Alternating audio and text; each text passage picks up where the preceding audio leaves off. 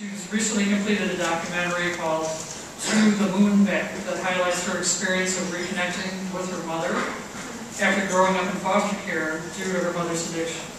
Currently, she's fulfilling her dream of being a shoe designer living in Bali, Indonesia. And we're very lucky to have her here with us. It's an honor to Tara.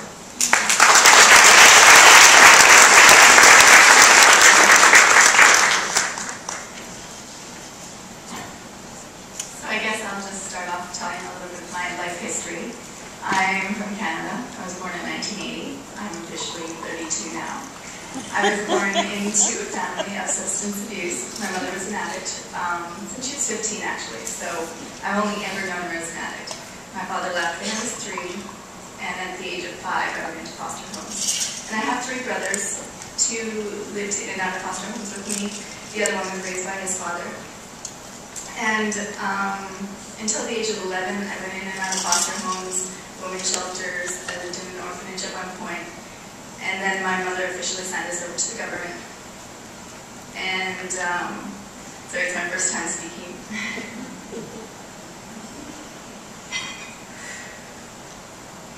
It's okay, honey.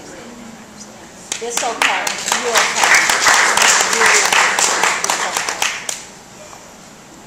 First, I'd like to say I'm very grateful for the work that all of you are doing. It's really important to me. It comes from my heart. My relationship with my mom has always been a struggle, but there's always been love. And that's been the thing that's held us together. I believed always in myself. They say that I'm a resilient child, which means that I just always knew how to take care of myself, I suppose. When my brother would starve at home and we wouldn't have food, I would go to my neighbors and eat the food that my friends were getting given. You know, I always just knew how to take care of myself. And I'm really grateful for that. I believe that's a blessing, because my brothers definitely did experience such luxuries in their lives. So, at 15, I moved out on my own. I was in an assisted living program. And at 16, I started a modeling career, which took me around the world.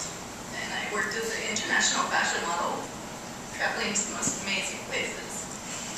Meanwhile, I spent 3 years where I didn't talk to my family. I needed a time to kind of, I guess, heal and find myself and fulfill some of my dreams and my goals.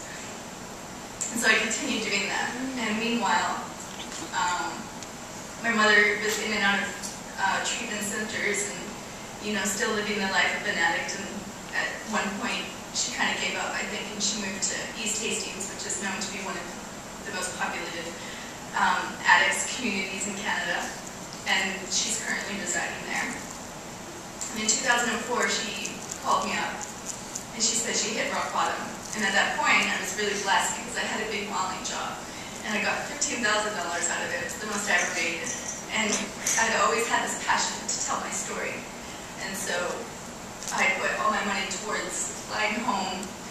I had a boyfriend at the time. I flew him with me. I taught him how to use this camera, which I also took little small courses along the way of my modeling career because I knew that I wanted to make a documentary. I felt like that would be the most efficient way to kind of get my story out there and to help others. And my goal was to help children, actually, that were going through a similar situation. Because when I grew up, I felt like very isolated and alone. And I felt like I didn't have anyone to share my experience with. And I felt like when I would go to school, they'd separate me. They'd be, that's the kid in the foster homes.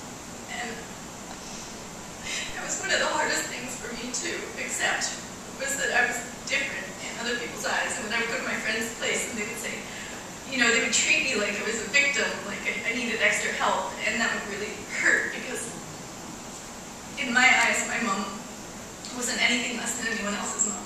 She loved me just the same. She just had her own issues.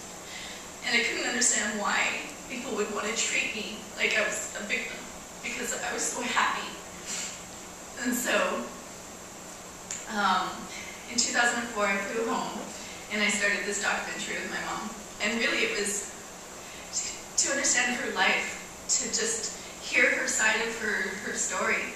And I felt like that would bring me the most amount of healing and help others. And so for 8 years we worked on this film together. And it probably is the only thing that saved my life, because I learned how to be compassionate, and I learned how to love her. And sadly, my older brother doesn't have that same understanding. Of course he loves her, but he doesn't understand the difficulty she went through. And I think understanding all the pain and just trauma and guilt that she experiences in her life allowed me to understand her vulnerabilities, and allowed me to love her from a different place, a much deeper place. And so I separated her from being my mother, this person that I put on a pedestal and expected to be everything, and have no flaws, and, you know, wear makeup and purses. And I just accepted her for who she was. And so it's taken a long time to get that point. This year, I've completed the film.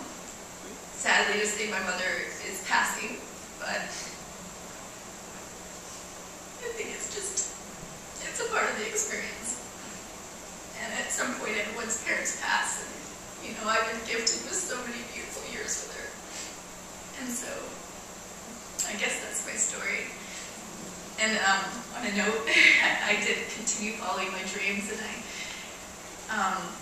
I moved to Bali, because actually I fell in love with the place, and then I said, okay, well, I know that this is everything I've ever wanted in my life, and how can I make it work? And then I decided I'm going to try out being a shoe designer, because I've always wanted to do that. So, I mean, one pair of shoes that I posted on Facebook, and I had all these people wanting it. And so I said, oh, I guess maybe I have something here to work with. So I moved there. I guess I'm a little brave. And I just walked away from everything that I knew, and I just decided this is what I'm going to do. I'm just going to follow my dreams and you know, hope that that inspires others. And yeah, that's where I am today.